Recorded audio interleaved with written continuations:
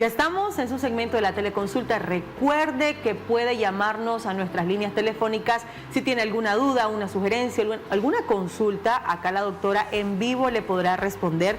Y estaba leyendo un dato que según un nuevo informe publicado recientemente, hace poco, a finales de año del 2023, dice que la Organización Mundial de la Salud, muchas personas padecen infertilidad en algún momento de su vida. Entonces, quiero que me expliques un poquito sobre estos datos que sacó la OMS. Bienvenida, doctora. Muchas gracias por invitarme. Buen día. Sí, este es un tema muy importante. Sí. Creo que todas las mujeres en algún momento de nuestra vida que nos hemos planteado ser mamás, nos hemos planteado en algún momento iniciar en nuestro camino de la maternidad, tenemos esa duda. ¿Será que yo puedo tener bebés? ¿Cómo saberlo? Exacto, ¿cómo saberlo? Las estadísticas pues nos hablan que en realidad solo del 10 al 12% de las mujeres logran embarazos rápidos y espontáneos. Okay. Lo normal no es embarazarte tan rápido. De hecho, tenemos un lapso de 12 meses en el que sin planificar, buscando el embarazo, teniendo relaciones programadas en tus días fértiles, y si aún así después de 12 meses no logras el embarazo, desde ahí inician los estudios para ver si hay algún problema de fertilidad. O sea, que lo normal es que tarde un poco, pero ¿qué pasa con esas parejas que a la primera, doctora, que estornudan y estás embarazada? Sí, depende realmente, es una serie de acontecimientos que se alinean para que eso suceda. O sea, he tenido pacientes que dicen, es que doctora, se me olvidó una pastilla. Una pastilla y salí embarazada. Entonces, ¿existe el mega fértil o no? Sí, depende de la cantidad de óvulos que tengas, la calidad de esto. También depende mucho, recordemos que son dos factores, el factor femenino y el factor masculino. Exacto. Entonces, para lograr un embarazo necesitamos un óvulo de buena calidad y un esperma de buena calidad. Sin esas dos condiciones no se logra un embarazo. Doctora, una pregunta muy importante siento yo, porque es que, por ejemplo, el hecho de cómo saberlo, hay parejas incluso que obviamente se casan, se enamoran, pero cuando lo intentan, entonces uno viene culpa al otro, no, es que sos vos, no, es que vos no podés, y ahí vienen los divorcios. Entonces, para evitar estos conflictos, ¿cómo saberlo? O sea, hay pruebas que se indican para no tener estos problemas a futuro. Sí, lo ideal es pues cuando uno se va a casar y todo, sentarse y hablar con esa persona. Mira, yo quiero tanto hijo, yo quiero tanto, después de tanto tiempo, con esta distancia de años. Entonces como que trazarse un plan de acción, por decirlo así. Sí. Entonces damos chance de que en el primer año traten de lograrlo espontáneamente. Si en un dado caso no se logra, entonces ahí empiezan los estudios. Por lo general, las mujeres corremos con la mayor carga, pero es porque la sociedad nos pone esa carga. Porque cuando hablamos de causas de infertilidad es el 50% causa masculina y el 50% femenino. Entonces estamos mitad y mitad, por así decirlo. Exacto, de hecho aquí dice, lo cierto es que un 40% de los casos es debido a factores masculinos y el otro 40% mujeres. Y hay un 20% que se le atribuye a ambos. A ambos o a ambientales. Exacto. Sí, entonces es muy importante tener eso y yo siempre le inculco a mis pacientes de que tiene que ir su esposo, tiene que ir su pareja también a hacerse exámenes. Yo sé que tal vez puede ser incómodo que anden de novios, pero es que, a ver, si quieren evitar problemas, yo incluso con mi esposo hablé de qué religión iba a ser nuestras hijas. Todo, a ver, cómo la vamos a educar espiritualmente, en qué colegio van a ir, en qué iglesia van a ir, todo se tiene que ver desde el noviazgo para después evitar confrontaciones. Y es más saludable, es más sano. Entonces, esto de la fertilidad creo que es importante que abiertamente lo platiquen. Además, hoy en día ya los chavalos tienen relaciones sexuales antes del matrimonio incluso y pueden saberlo y hay que hacerse. Entonces, sí se puede hacer la prueba antes que den el paso al matrimonio. Exacto, si desean como parte de todo su conocimiento de la pareja, importante en los hombres realizarse un ultrasonido testicular. Hay problemas de varicoceles, hay tumores a nivel testicular que disminuyen la calidad del esperma. Un espermatograma para ver si cuántos tienen cabeza, cuántos no, cuántos tienen cola, sí, todo eso. Y como tienen un montón, entonces hay una gran posibilidad de que estén poder. Bien. Sí. Wow. Y en la mujer, dentro de los estudios básicos, pues, dentro de su chequeo anual, un ultrasonido transvaginal, para ver cómo están sus ovarios, si no tiene mioma, si no hay ninguna alteración estructural. Ya un estudio más específico es, por ejemplo, uno que valora la reserva ovárica, que se llama hormona antimuleriana. Ese se recomienda a partir de los 35 años, que nuestro reloj biológico en realidad empieza a los 35 años, no empieza a los 30, que siempre nos están presionando, te va a dejar el tren, ya tienes 30 años, exactamente. No has tenido bebé, pero en realidad nuestra reserva ovárica disminuye drásticamente, o sea, cumplimos 35 y ¡prum!, baja nuestra reserva ovárica. Pero eso no quiere decir de que no podamos salir embarazadas, solo que tenemos menos disponibilidad de óvulo. Ok.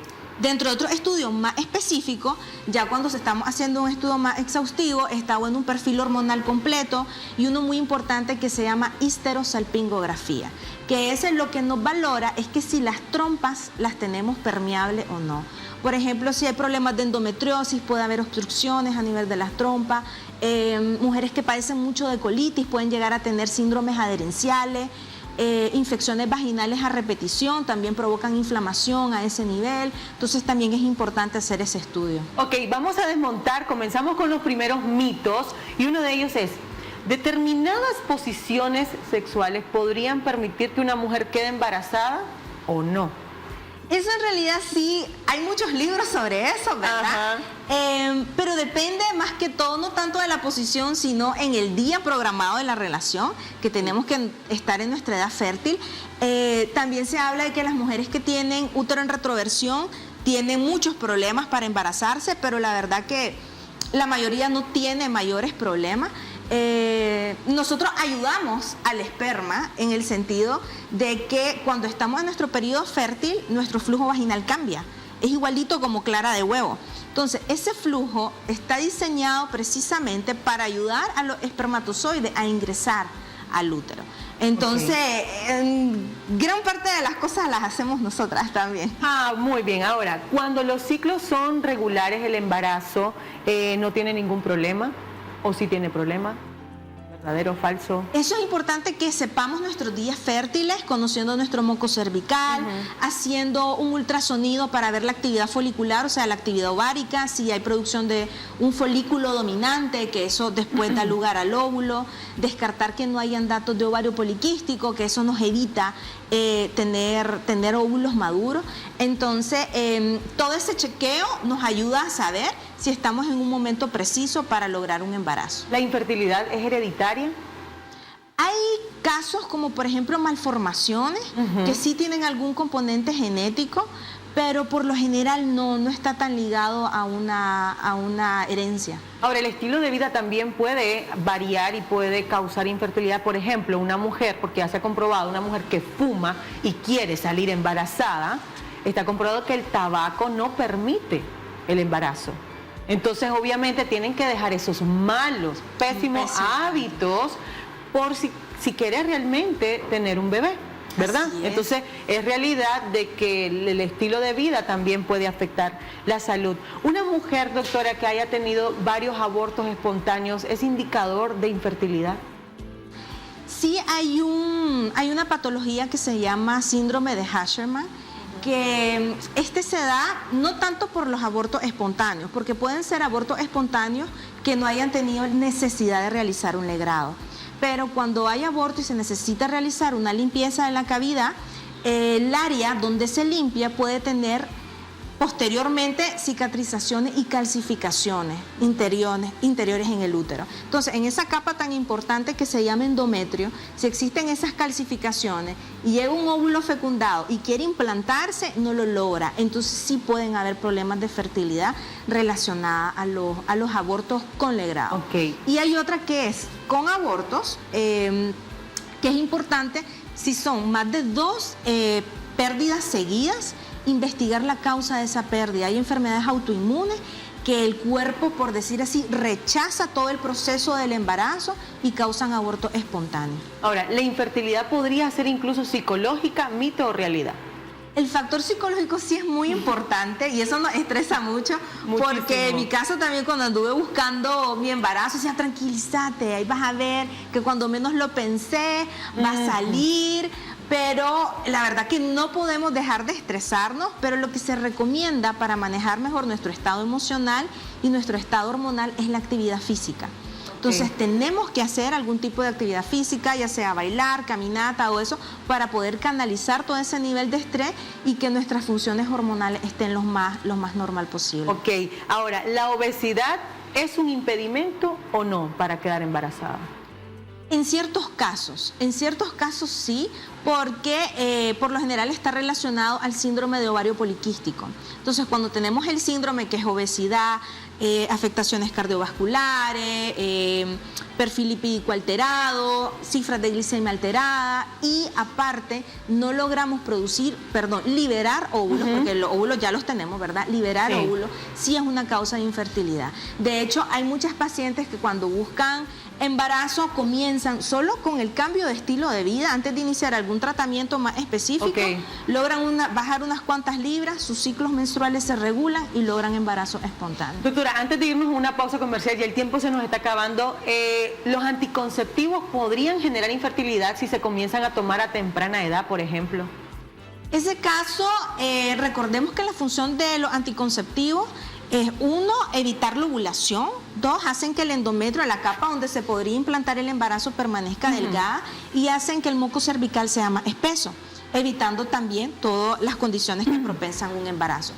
Entre más tiempo utilicemos un anticonceptivo, más tiempo nos va a durar esos efectos revertirlo. Entonces va a costar un poquito más revertirlo, pero en teoría no debería de ser causa de infertilidad. O la famosa pastilla del día siguiente. Ajá, la pastilla del día siguiente, ahí se toma la loca, ¿verdad? Pero en realidad la pastilla del día siguiente solo funciona si la tomamos y no estamos ovulando en ese momento, porque su función principal es evitar la ovulación. Pero si tuvimos relaciones en nuestros días de ovulación y el óvulo ya se liberó, o sea, ya sé, ahí te voy, San Pedro. Ahí te voy, San Pedro. Y esas son las historias, pero si me la tomé a la hora y salí embarazada, pero estaba en sus días fértiles. Ya no podía.